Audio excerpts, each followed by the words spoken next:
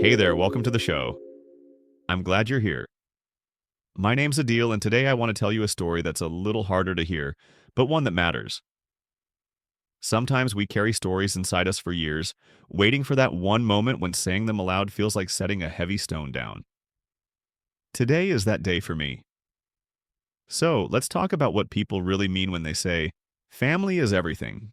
Most people picture warmth, laughter, maybe a big noisy table at dinner, but for some that phrase lands heavy. It's more prison sentence than promise. That's what it became for me, the oldest of three siblings, growing up under the same roof as a man most people thought was a saint. It's odd how someone can wear two faces so well. Out in public, my father was all charm, smiling at neighbors, making shopkeepers laugh, always ready to lend a hand. No one ever saw the other side, the one we got at home. Threats, fists, a constant undercurrent of fear like electricity in the walls. The first time he threatened to kill us, I was maybe 12. My little brother was only 7. My mother's face went pale, but she didn't cry. She just went remote, somewhere deep inside herself, as if she needed to suspend her own fear just to keep us safe. And the words themselves, they weren't just said. They hung in the house, heavy, so even when he left for work, you felt them in the silence. If you don't listen, I'll kill you all. We believed him. Of course we did. Now, what makes this even more surreal is how little the outside world noticed. He cheated on my mom constantly, spent her money at bars, showered gifts on a girlfriend nobody in our family met. Money just disappeared, and every time, my mom would make excuses, sometimes even to us. That's the weirdest part about being in a family like mine. You become an accomplice to hiding the truth just for survival.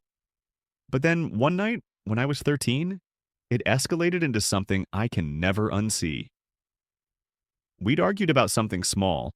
Honestly, I don't even remember what. But suddenly he had rope in his hands.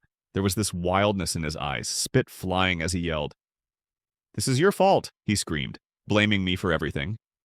He tied a noose onto the ceiling fan, climbed the chair, and started acting out his own death, shouting that if he died, everyone would know it was because of me.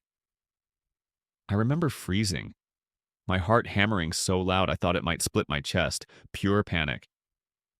For that entire minute, maybe two, I believed it might really happen.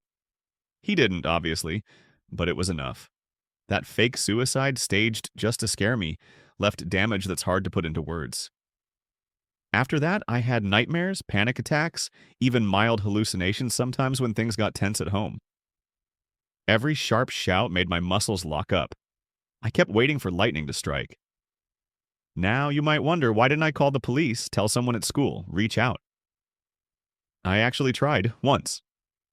When I finally got up the nerve, they said I had insufficient evidence. They wanted bruises, recordings, something more than just a shaking voice and scared eyes. Abuse like that doesn't leave neat records. It happens in flashes, in whispers, in threats that evaporate when an outsider walks in. After that, I kind of gave up on outside help for a while. Just started keeping my head down, counting the years until I could leave. But then something changed on his birthday. He insisted on a big family dinner. One of those gatherings where everyone dresses up. Restaurants with white tablecloths and waiters who wear suits. Both sets of grandparents were there. His siblings, and even a cousin or two I hadn't seen in ages. My mother sat beside me, smaller than ever, shrinking into her own silence with every toast. Somewhere during that meal, as my father laughed at a story his brother was telling, I noticed something. He cared deeply about how these people saw him. He didn't want them to know what he really was. And all at once, that realization shifted something inside me. I wasn't powerless. There was a crack in his armor, other people's opinion. So, while he stepped away to the restroom, I did something I'd always been terrified to do. My hands shook, my heart was pounding, but suddenly I felt clear. I looked at my grandmother and said, "Did he ever tell you about the time he beat us?" The table went silent. Forks stopped midair. My aunt stared at me like I'd spoken a foreign language. I pushed on, keeping my voice casual, almost joking. Or the time he threatened to kill us, all of us? Or when he tried to hang himself in front of me. Said it was my fault, actually. That silence. There's no describing how thick it was. My grandpa's face turned white. My dad's sister was just staring, her hand shaking over her mouth. "Wait, what are you saying?" my grandmother finally whispered. I just gave a little shrug. Oh, yeah, that happened. My mom started to cry. My siblings stared, too young to really understand, but realizing something big was shifting. I spoke fast, rushed through the rest because I was terrified he'd come back any minute. Blurted out the drinking, the cheating, the money he'd stolen, the years of threats. It was messy and awkward, but I got it out.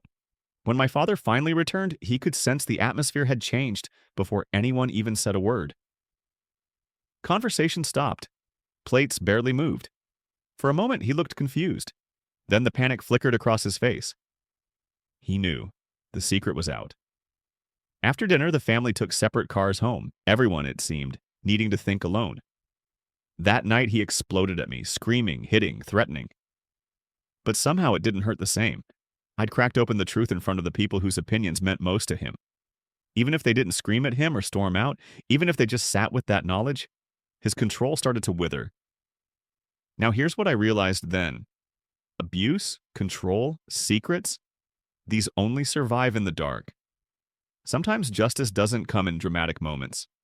Sometimes it's just one person telling the truth, refusing to carry the secret burden alone for another year. That night, I slept more deeply than I had in years. Was everything fixed? Of course not. He was still around, still angry, still hurting people. But he knew, and I knew, and so did the family. The air had shifted. The power he held was cracked and creaking. The mask was slipping, and it couldn't be put back. Here's what sticks with me. When people say family is everything, I wish they'd add, but only if it's built on love, not fear. For some of us, finding freedom starts with speaking out, letting light in where only shadows used to fall. You can't always count on outsiders to save you, but sometimes using your voice at just the right moment can start to change everything. So that's my story for today.